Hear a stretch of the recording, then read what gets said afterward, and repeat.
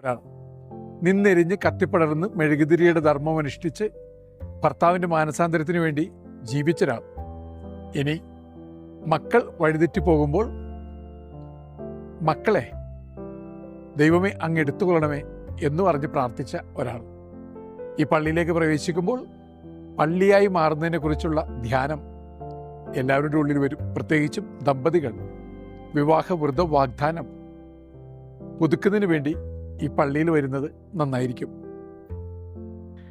Cent റീത്തയുടെ പള്ളിയിലേക്ക് നയിക്കുന്ന പടവുകളാണ്. ദാമ്പത്യം ഒരു പടവാണല്ലോ. ഈ പടവിലേക്ക് സ്നേഹപൂർവം നടന്ന് ദൈവത്തിൻ്റെ ഉദാത്തമായ കൃപയുടെ കൂടാരങ്ങളിൽ ദമ്പതികൾ എത്തിച്ചേരുമ്പോഴാണല്ലോ അവർക്ക് യഥാർത്ഥ വിരുന്നിൻ്റെ അനുഭവം ഉണ്ടാവുക. പാതി വഴിയിൽ പാട്ടൊഴിഞ്ഞ പോലെ പലരും പിരിഞ്ഞു പോകുന്നത് എന്തുകൊണ്ടായിരിക്കാം? കൃപയുടെ പടവുകൾ കയറി സമർപ്പണത്തിൻ്റെ ഔന്നത്യത്തിലേക്ക് എത്തിച്ചേരാൻ, വിരുന്ന് ആസ്വദിക്കാൻ അവർക്ക് പറ്റാത്തതുകൊണ്ടായിരിക്കാം. എല്ലായിടത്തും വിരുന്ന് ആഘോഷങ്ങളുണ്ടാവട്ടെ.